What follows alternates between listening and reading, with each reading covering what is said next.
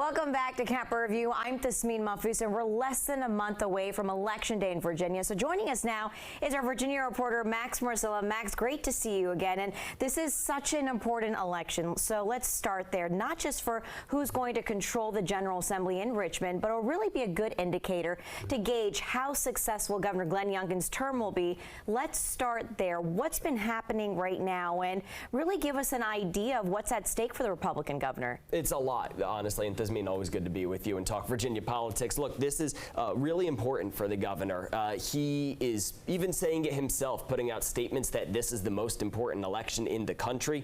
His political action committee, Spirit of Virginia, is spending millions and millions of dollars on advertisements. I know we'll talk about that in a few minutes, but this is really important for the governor because it really controls which of his policies and which of the things he really wants to get done in the governorship will actually get done. Of course, now it's a divided government, but if Republicans can take control, win a trifecta, win the House and the Senate, and of course with Governor Youngkin at the helm, it will really determine how much of his policies he can actually get done.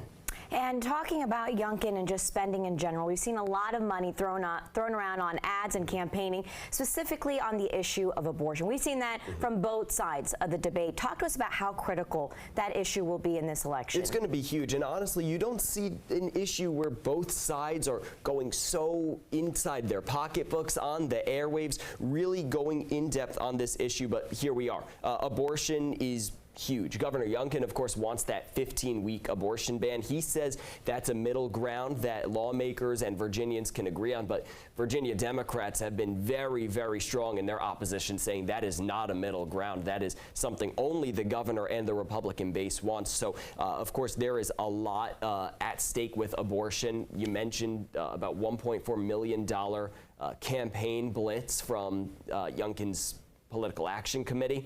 That's a big deal. And also, it's worth noting that there is sort of this big elephant in the room, which is Virginia's the only state in the country, at least in the South, that has not restricted or banned abortion since the overturning of Roe versus Wade. Just kind of sets the stage for how important that issue is. And again, as you said, this means one that both sides are really pushing for heading up to November.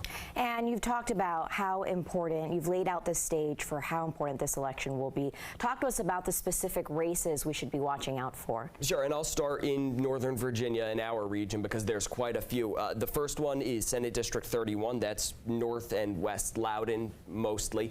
That's Russet Perry and Juan Pablo Segura. That is one of, I'm going to mention 4 districts where Biden in 2020 won big, and Governor Youngkin flipped that in 2021 and won, though much more narrowly, Youngkin won. So that's the first one. Second one is Senate District 27. That's a district where Joel Griffin is going against Tara Durant. And then we have a couple of House districts.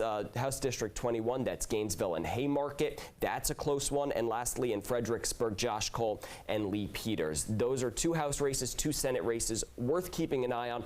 Also, if you want to look regionally, a lot of what happens in Virginia Beach, because there are a few really close races down there, that could, in addition to the couple in the Northern Virginia, Prince William County area, those could be the races to watch to get a sense of just how well Democrats or Republicans could do on election night.